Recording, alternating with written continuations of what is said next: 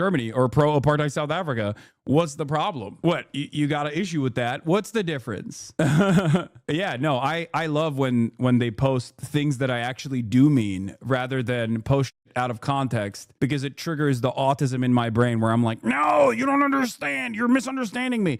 It annoys me to no end. If you post, like when Fox News wrote that article about me, if you remember, when they were like, Hassan wants 9/11 to happen, I was annoyed because that's not what my statement was at all. But in that article, they also post some of the things that I say all the time and are objectively correct. Like when they posted about how I had said that like Israel is a far more evil entity than Hamas ever could be. When you post that and you get mad about that or whatever, I'm fine with that. You know what I mean? Like that's okay, because that is my statement and it's also objectively true. Like try to address the argument instead of complaining about it, you know? But I hate it when they clip chimp and then they go, oh my God, like he said he loves when Palestinians are doing mass rapes or some shit. It's like, no, I never said that. You're a freak. Anyway, awesome. Josh, he has a hugely popular show on Twitch where he unashamedly praises Houthi, spreads all sorts of Hamas propaganda.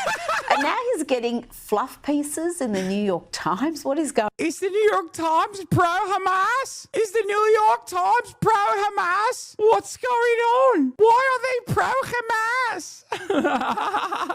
Hassan Piker of Twitch. He's a lover of Houthis. He's a lover of Hamas. Oh, this is so awesome. Australia is such a fake country. I'm sorry that, like, when she's trying to be serious, it's impossible to take them seriously with that. Like that lady sounds like that, and she's trying to be, you know, dignified and serious and talk about the severity of the crisis at hand. You know what I mean? Also, this is pretty cool too. They just keep posting sexy ass photos of me. Yeah. Oh, look at that. Look at this. Look at this sexy terrorist. He loves Hamas. He's hot. He's a hot dude. Stupid and sexy and pro-Hamas. Oh, awesome. Oh, I love this. Well, I think what's going on is exactly what it looks like, which is that someone who has literally made a name for himself as an apologist for Hamas, Houthis, Hezbollah, various other U.S. recognized foreign terrorist organizations. I mean, this is the guy who is now getting, you know, the page A1 full spread treatment from the New York Times, an organization. He's like, why won't they write about me? I don't like it. Can you sue them for slander? What? Why would I do that? What are you talking about, dude? People being like, oh, I can't believe he's doing apologia for Hamas. Okay, dude. Yeah, sure. Who cares? Suck my dick. Ironically enough, I don't make any apologies for Hamas. I do actually call out things that I think are violent, things that I believe are atrocious. As a matter of fact, significantly more than pro-Israel people do on their side. I also do understand who the real villains are in this story. And that is and always will be Israel until they abolish the apartheid, of course, until they end the occupation. And that was probably best known for burying coverage of the Holocaust back towards the back of the paper for 3, 4, 5 years during World War II. The New York Times has a long and deeply inglorious track record. I would say that the New York Times, first of all, burying the coverage of the Holocaust for 5 years is crazy during World War II. Like, I don't know if they were, you know, that tuned in to the death camps that were taking place, but there is a live streamed Holocaust happening right now, and they do unironically bury the coverage of the live streamed Holocaust. So yeah, it's, if anything, in the argument that you're presenting, New York Times being consistent. They're like, we don't care. As long as it's state-sponsored violence, like, we're on board with it. And we will do our very best to defend it. Very wise piece on you. He also calls Jews inbred, says doesn't matter if rape occurred on October 7th, and argues that Zionists should be treated like neo-Nazis. Essential by rights coded FP. Hell yeah. Hell yeah. Oh, here we go. Crosshairs are back on me, baby. Let's go. Playing the hits. It's funny how the New York Times is a problem to them now that you're on it. No, they love shitting on the New York Times.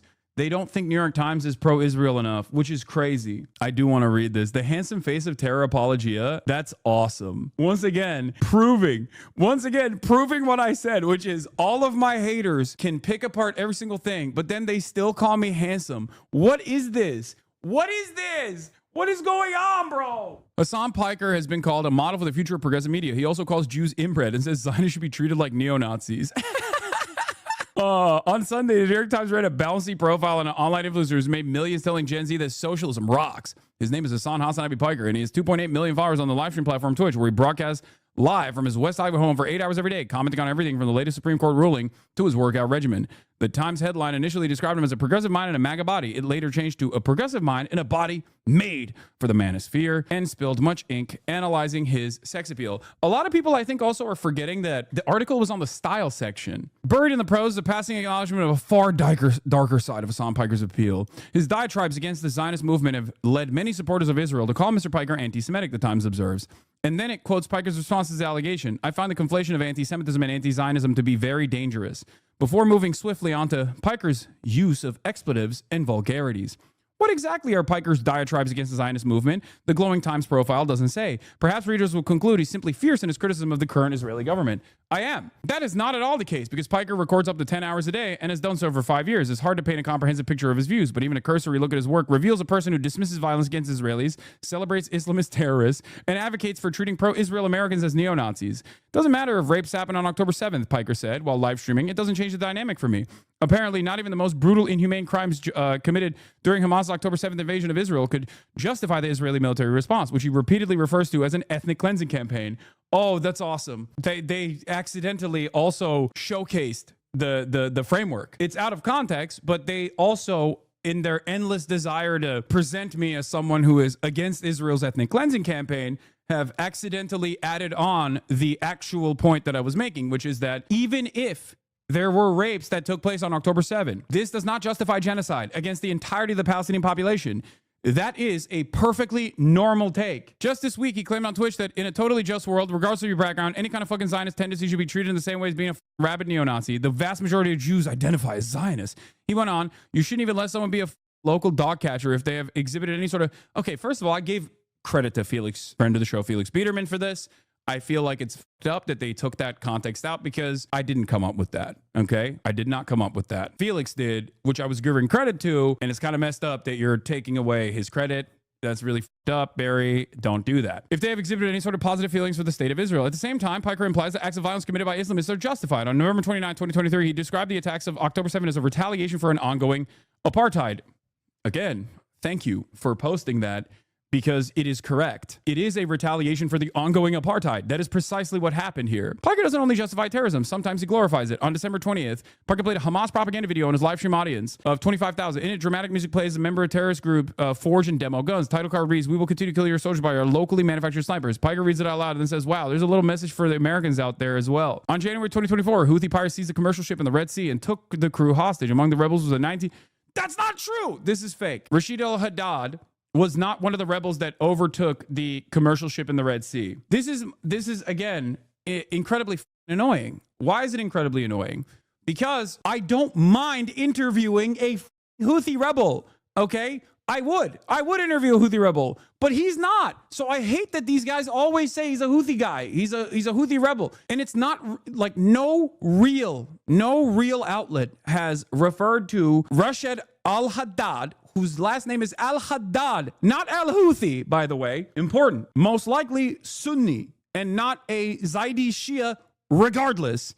Again, not a part of the Houthi family, not a part of the al-Houthi family, and not a part of the Ansar Allah militancy regardless. But even if he was, I would still interview him. I thought he was initially. Not even Fox News has actually called him a Houthi, for the record. Al-Haddad later denied affiliation with the Houthis. Piker tracked down Al-Haddad via social media and interviewed on a stream with the help of a translator. In the interview, Piker compared Al-Haddad to a pirate hero. On September 28, 2024, Piker shared what he called a music video, which was actually Houthi propaganda clip. In it, this is another instance where it's like, I don't mind showing these music videos. I've shown these music videos. I've shown music videos of all forms of militancy. We've literally looked at ISIS videos as well on this broadcast. It's now become a problem, so I can't do it, but it's the only website This is the only website where they have a rigorous application of the terms of service.